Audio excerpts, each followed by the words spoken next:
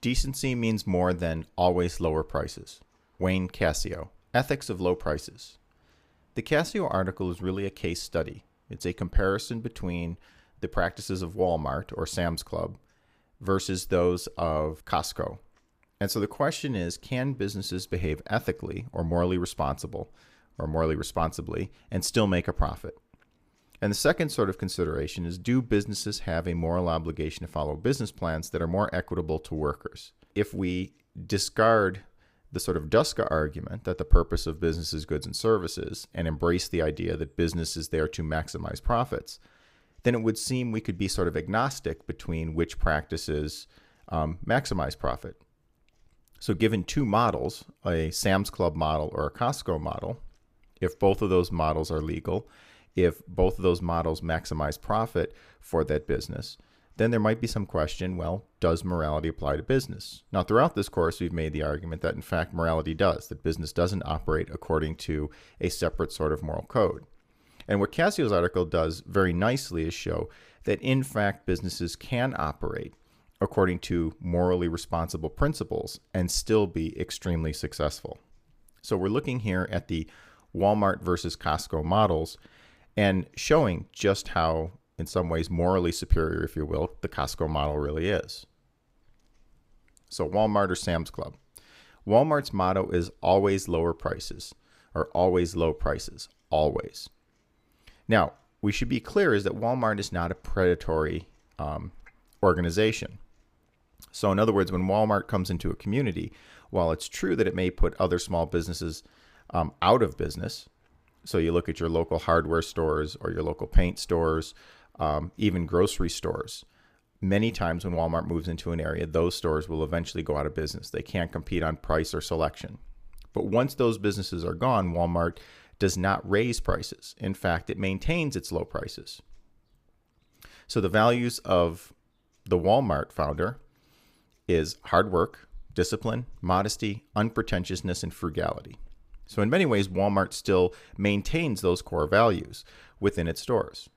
It doesn't use its dominance in the market to suddenly raise prices on people once it's gotten rid of the competition.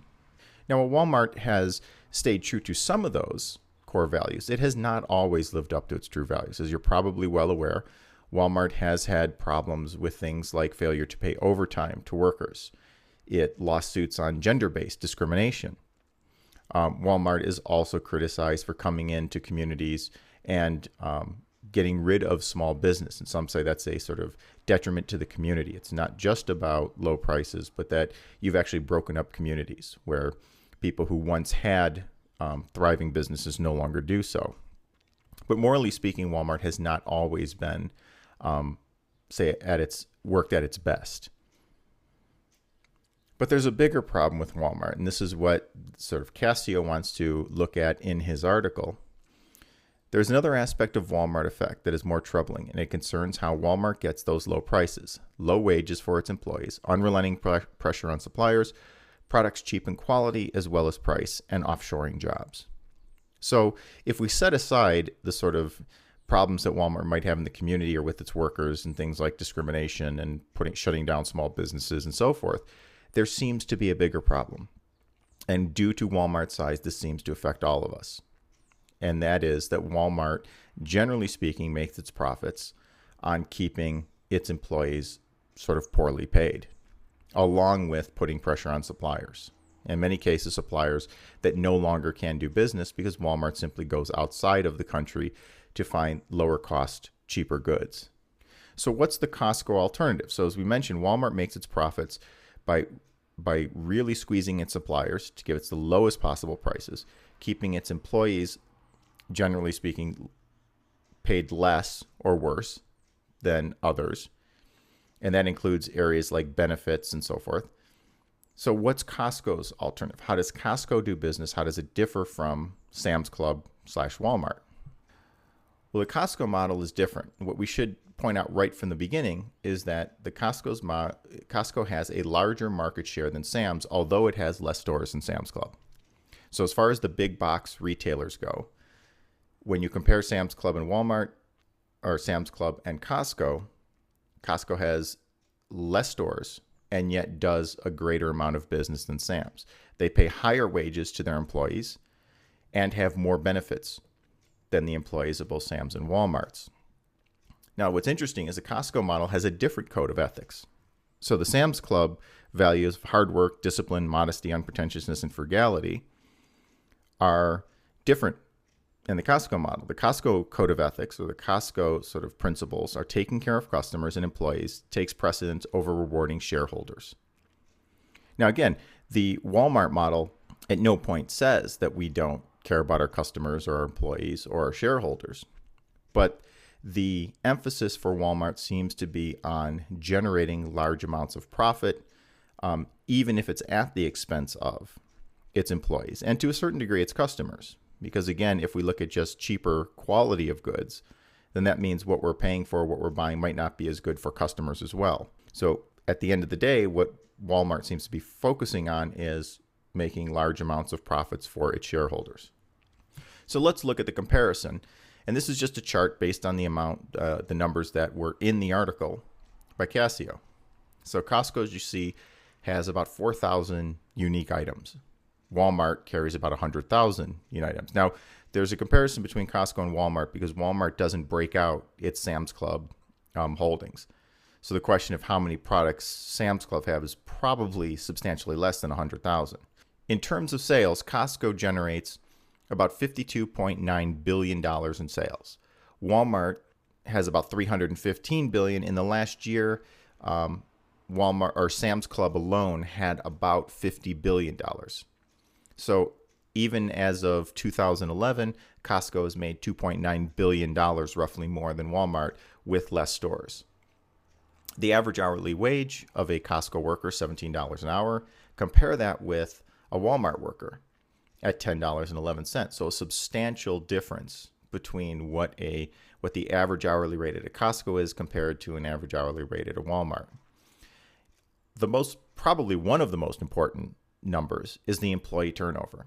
Employees that work for Costco generally stay working at Costco. So they have a 17% turnover rate at Costco. So of all employees hired, 17% of those will leave Costco. Now compare that with Walmart that has a 44% employee turnover, which, by the way, as the Cascio article notes, is pretty much an industry standard. So for most retailers, you'll get about a 44% turnover in employees. But Costco, apparently by treating its workers better, as you can see the average hourly wages, as you'll see as we get down to healthcare and so forth, employees at Costco generally don't leave Costco. Internal promotions. Costco right now has a 98% internal promotions. Means that if you start working at Costco as someone on the sales floor, there's a good chance that you can move up within that company. In fact, the current CEO of Costco started out as a store manager. Walmart, on the other hand, has about a 76% internal promotion, which means that only 76%, roughly 3/4 of their employees, still a very high number, but 3/4 of their employees will move up.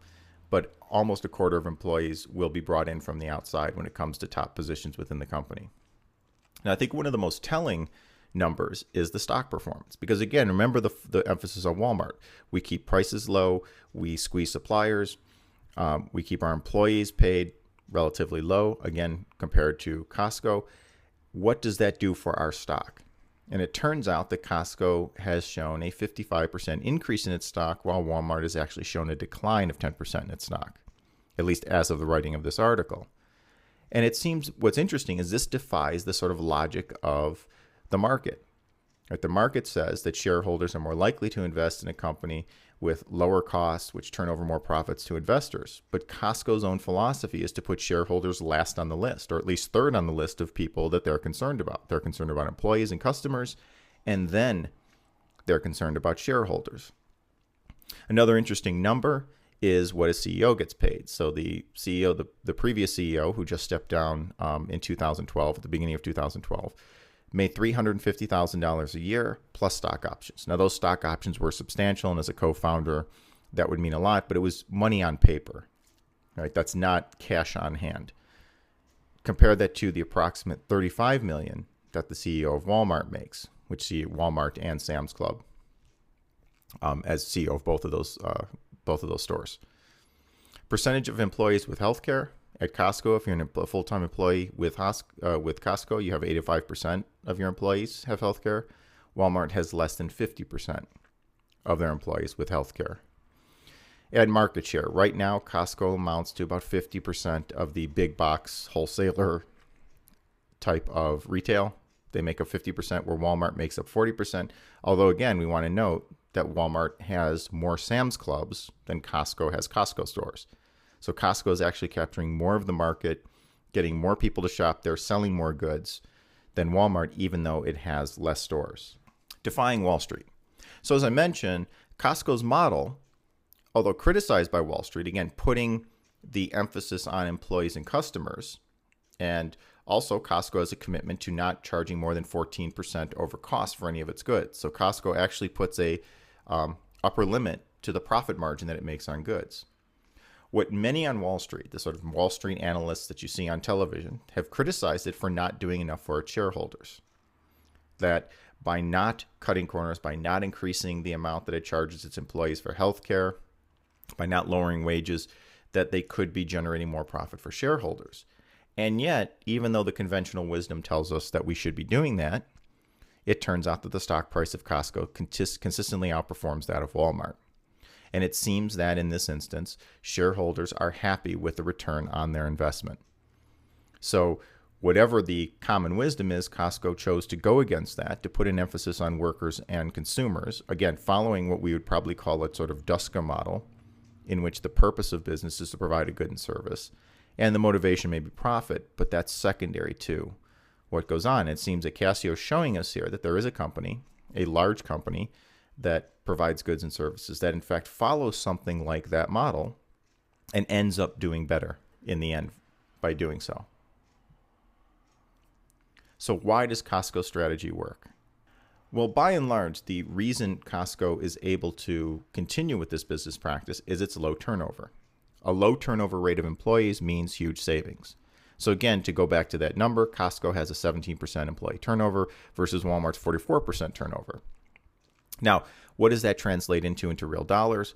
Well, it turns out that when you replace an average worker, it typically costs 1.5 to 2.5 times their annual salary. So if somebody's making $25,000, then it's going to cost you $25,000 plus another $12,500 or so, anywhere up to 2.5 times. So if you have a 17% turnover, it turns out that those turnover rates, or that amount you're paying in turnover, is fairly low. So to look here, let's assume that it only costs about 60% of an employee's salary to retrain. So if your Costco employee is a $35,360 average salary, times 60% means it's going to cost you $21,216 an employee to replace. So again, we're only talking about a 60% of what the numbers actually are. Usually it's 1.5 to 2.5 times to replace somebody, a yearly salary. But let's assume it's only 60%. Now, with a 17% turnover, that amounts to about 11,492 workers across all of the Costco stores. So you have $243 million, almost $244 million in replacements. The per employee cost of turnovers then is $3,628. Compare that, though, to the much higher 44% that Sam's has. So at 21,028 workers, at 60%, you get $12,000 per worker, almost $13,000, and that amounts to $611 million. So almost 3 times the amount is paid in worker replacement. And that costs the store $5,274 per worker in turnovers. Well, by eliminating or by paying workers a fair amount, by treating workers well, it turns out you get, as you can see from Costco's numbers, you get less turnover, which costs you less. You get happier employees. It turns out you get larger sales because it seems that happy workers also tend to be better workers at the store. So Costco sales per year are much higher than Sam's, enough to make it a leader even with less stores. So you get a more productive employee as well. And my guess would be is that productivity is not only just at work, but the fact is you get healthier employees because more of those employees have health care. And so you probably have less downtime due to people being sick or waiting until they're very sick until they go to get help. So as James Sinegal, the co-founder of Costco, says, it's just good business. I mean, obviously, anyone who is a business person thinks about the importance of people to their operation. You've got to want to get the very best people that you can, and you want to be able to keep them and provide some job security for them. That's not altruism, it's good business. So even if you're a cynic, even if you're someone who says, well, look, they're not doing this because they're good people. Now, it seems that if you read the history of Senegal, again, some of this was mentioned in the article, that he came from a sort of a mentor who really did believe in treating workers well. That part of business was building a good business, was building a good organization, was taking care of the employees that were generating the profit. But even if you are cynical of that, even if you think, well, James Senegal's made a lot of money, even as the former CEO, $350,000 plus his large, I'm sure, hundreds of millions in stock option for Costco, it still makes good business sense. So the ethical here overlaps with the economic. It makes good business sense and it treats people well. So it seems to be a win-win situation. So as we mentioned, salaries and benefits. We have low employee turnover at Costco. We have more efficient employees. There are 38% less employees than Sam's, even though Costco has higher overall salaries. So 38% less workers means you have a lot more efficient workers at your Costco store. Low rates of employee theft. Another interesting number is that Costco has lower rates of theft within their stores. So well-paid workers, happy workers, tend not to steal from the company that they work for. And probably what's most interesting to the rest of us is the less externalizing of costs onto the community. So the externalities of a Walmart versus a Costco makes the Costco model even more engaging. It makes it the type of model we wish more stores would look to. And this is what we want to talk about next. What Walmart costs society. So as I mentioned, Walmart and Costco's have two completely different business strategies, two different business philosophies. And Costco, by its business model, by providing healthcare, by paying higher wages, turns out that it doesn't externalize its costs onto the community, whereas Walmart actually does. So if we take a comparison, if you were to go to a Costco, go to Costco's website and type up a product. So recently I typed in a product, a Nikon camera that was being offered. And it turns out that the Nikon camera on Costco's website and the Nikon camera on the Sam's Club website were actually the same price. So they were both $600 and something minus the $200 or something that was being given off. And so it turns out at the end of the day, regardless of which store you went to, you were going to pay the same price for that camera. Now, does that camera actually cost me the same amount if I go to Costco as if I went to Sam's Club? Well, here's where there's a difference, that this business model shows that Walmart is not only making money by paying employees less, by squeezing suppliers, by outsourcing or offshoring, but it's also doing so by pushing costs onto the community, onto you and I. So, as Cascio notes, for one 200-person Walmart store, it costs federal taxpayers almost $420,750. So for every 200-person Walmart, there's a cost to you and I as a consumer in that community of $420,000. Well, where does that cost come from? Well, if you pay employees poorly and they have a low income, it means they qualify for reduced lunches. They may qualify for housing assistance. They also may get federal tax credits or deductions for low-income families. They get federal health care. So pay an employee low enough, and it means at least minimally their children will be able to get insurance through the government. And in the winter, for example, low-income energy assistance. So again, low wages for Walmart mean lower prices for you and I, but it also means that more of our tax dollars have to go to support those people who we would call the working poor.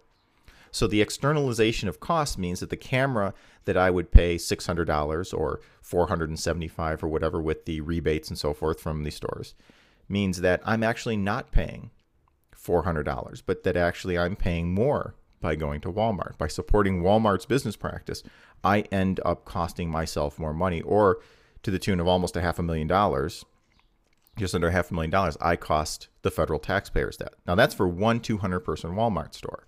Add up the number of Walmart stores and Sam's Clubs across the country, and that amounts to a significant amount of money.